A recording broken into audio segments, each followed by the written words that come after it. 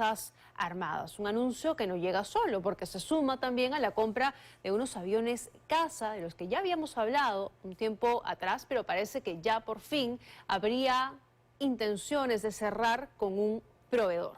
Vamos a hablar sobre este tema con Andrés Gómez de la Torre, exdirector de la Escuela Nacional de Inteligencia. Gracias por acompañarnos, bienvenido. Encantado. Estamos ante una modernización, parece, de las Fuerzas Armadas. Sin duda, lamentablemente puede ser un retraso tecnológico que viene de muchos años atrás.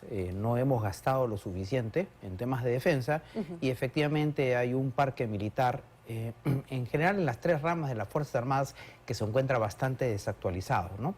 En lo que respecta al ejército en específico, quisiera recordar que actualmente los tanques de batalla son los tanques soviéticos T-55 que se compraron en 1973. Caramba. Y empezaron a llegar al Perú el 74, el 75, cuando el gobierno militar decidió enviar una misión presidida por el entonces ministro de Guerra, el general Mercado Jarrín, a la Unión Soviética y se compraron 250 tanques. Comprenderás que tanques del año 73, aunque eran nuevos, están totalmente desactualizados para una guerra en el 2025. Entonces es necesario, obviamente, recuperar estas capacidades operativas y creo que en ese sentido sí es positivo haber elegido un buen proveedor, muy confiable, muy serio, muy fiable, como es Corea del Sur.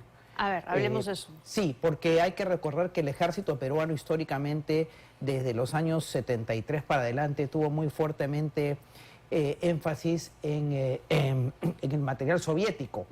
Durante muchos años predominó el material soviético, fue un costo de oportunidad importante en esos años. Y bueno, habida cuenta de, en primer lugar, el conflicto que existe en este momento entre Rusia y Ucrania, y además algunas otras acciones vinculadas a la política exterior peruana, estamos en un proceso paralelo, no solamente de reequipamiento, sino también del cambio de matriz. De acuerdo. Entonces, en el caso del ejército, son efectivamente estos tanques Black Panther, que son tanques de última generación, son alrededor de 150 en total. Va a ser una compra progresiva, vamos a llegar a tener 150, pero digamos en el largo plazo, y complementan a estos tanques los vehículos blindados 8x8, y también hay que recordar algo que es muy importante, también se están modernizando los sistemas de artillería, es decir, se está haciendo una modernización general, total del ejército, que realmente, lamentablemente, ha estado el gasto en este sentido muy descuidado en diversos gobiernos muchos años atrás, ¿no? ¿Cuánto tiempo podría tardar, digamos, ya en concretarse esta compra? Bueno, inicialmente no se frenó todavía formalmente el contrato, pero sí ya hay algunos documentos. Entiendo que debe ser un memorándum de entendimiento ya con la empresa Hyundai surcoreana. Es muy importante hoy día en el mundo, en las adquisiciones militares, la transferencia de la tecnología offset, es decir, lo que te puede dar como un complemento industrial, ¿no? Y entiendo que esto también se ha ido trabajando. En general podríamos decir que en América Latina los países, básicamente Argentina, Chile, Colombia, están en proceso de estas recuperaciones de capacidades operativas, de estas modernizaciones. No soy de la opinión que creo totalmente en eso, que el Perú está en una carrera armamentista, eso lo descarto. A ver, explícanos eso, porque, a ver, por un lado hay gente que dice, ¿por qué el gobierno peruano está enfrascado en hacer estas compras cuando hay otras prioridades, salud, educación? Entonces sería bueno que nos expliques por qué se debe comprar eso, no porque hoy Perú esté enfrentando una guerra o sea víctima de una amenaza externa concreta, sino que hay una modernización pendiente de décadas. Correcto, hay una modernización pendiente de décadas porque si tú ves, por ejemplo, los últimos ejercicios militares que ha desarrollado el ejército en Tacna, a raíz del, entre otros aspectos del tema migratorio de Chile, vemos que están presentes esos tanques T-55 adquiridos, repito, en el año 73, y los tanques AMX-13 franceses que fueron adquiridos mucho más atrás todavía, en la década de los años 60. Entonces uno debe comprender y la opinión pública debe entender que ante estos retrasos tecnológicos, este material que ya está rebasado por el tiempo, el Perú como país soberano, independiente, debe tener una capacidad de respuesta mínima. Nadie está diciendo traer una carrera armamentista, una locura de gasto, pero sí debe invertir más en lo que no se ha invertido en estos años.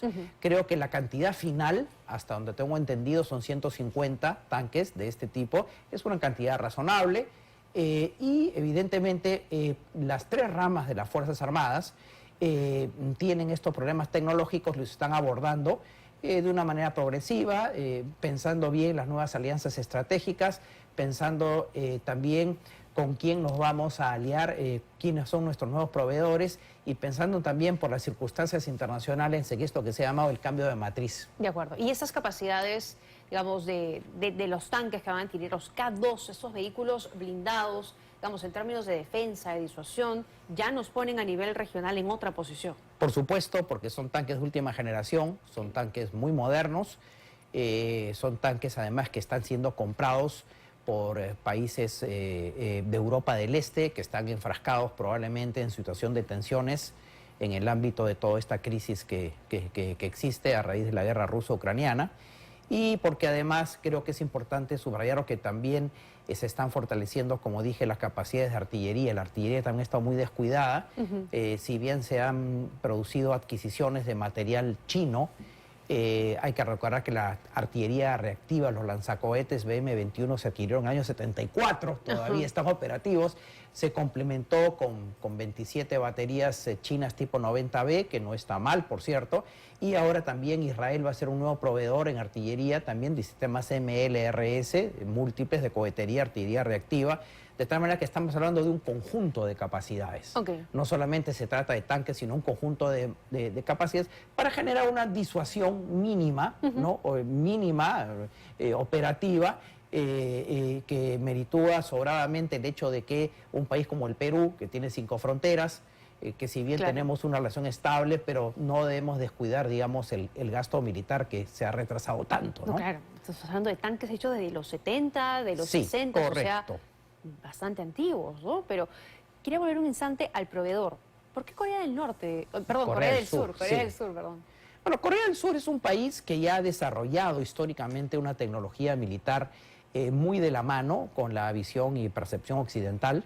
Es un aliado muy fiable, muy confiable además de los Estados Unidos, es muy occidentalista, tiene una industria militar, ya ha proveído de material militar al Perú, concretamente en el caso, por ejemplo, de la Fuerza Aérea, los aviones KT-1P, que han dado muy buenos resultados operacionales, ofrece una serie de productos en el mercado internacional de la industria del armamento.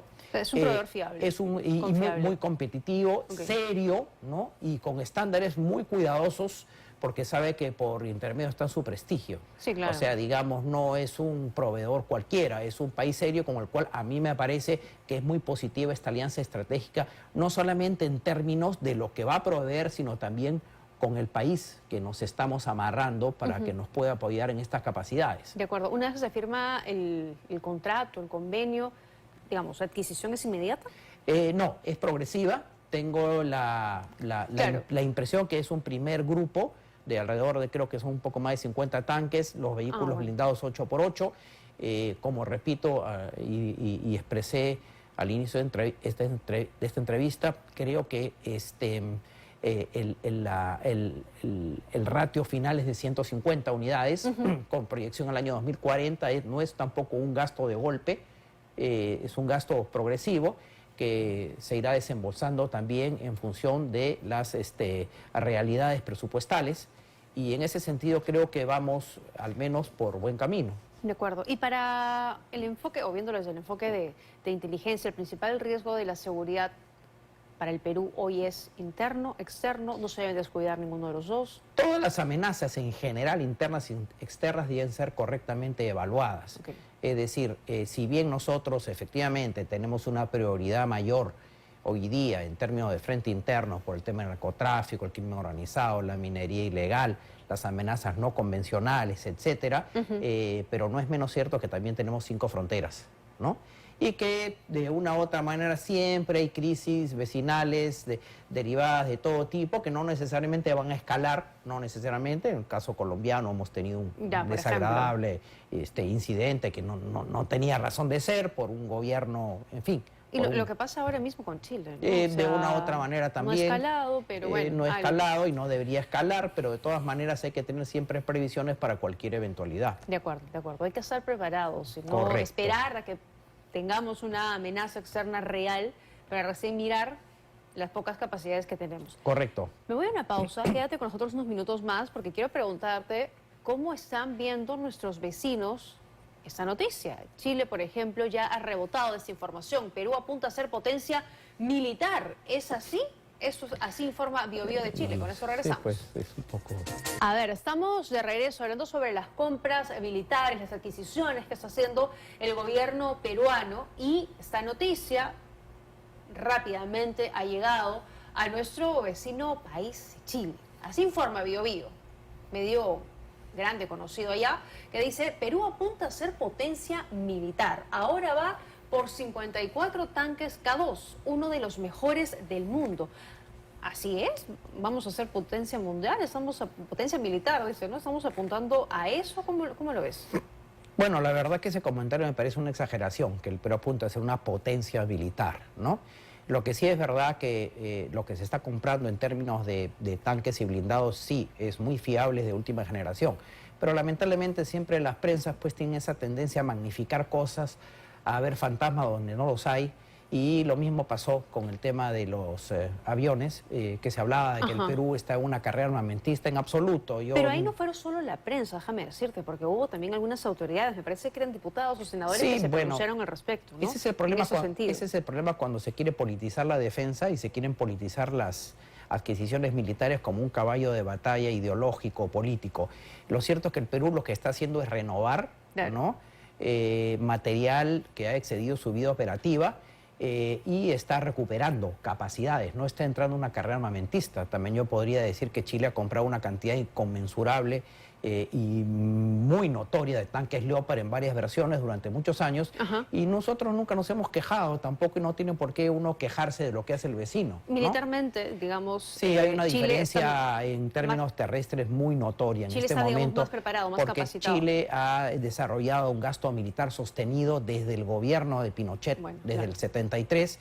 Lo sostuvo también los gobiernos democráticos que asumieron el año 1990, un gasto sostenido en defensa, y entonces obviamente el resultado es que tiene un ejército bastante bien equipado, muy bien entrenado, con una diversidad también de proveedores, con un buen equipo militar, y esto obedece a que ha tenido también una política de defensa sostenida en el tiempo, ¿no? De acuerdo, y lo que nosotros queremos hacer acá es igualar un poco la situación, mejorar las condiciones de las Fuerzas Armadas, ¿no? Correcto, llegar a situaciones además con los vecinos cordiales, pero de equilibrios mínimos, de una disuasión creíble.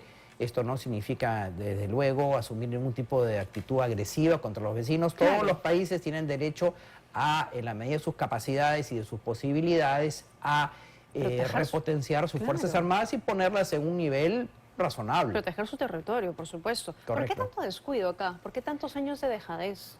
Bueno, la verdad es que hubieron muchos factores. La guerra antisubversiva contra Sendero Luminoso en los años 80 nos hizo pensar mucho en el ámbito no convencional interno, las crisis económicas, las crisis políticas en general, quizás una desidia de políticas gubernamentales, de políticas de adquisiciones. Han sido muchos años de descuido. Bueno, el Perú tampoco no es, digamos, una isla.